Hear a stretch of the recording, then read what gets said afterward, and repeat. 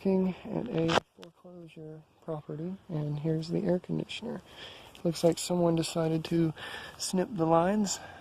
This is a Gibson 2.5 ton. This house is huge.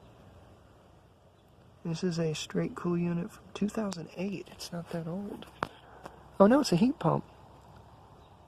It is a heat pump. Gibson. I'm unsure of what it's hooked up to. It's got an air conditioner, but someone cut the lines to it. And I don't see where the lines go in the house anymore.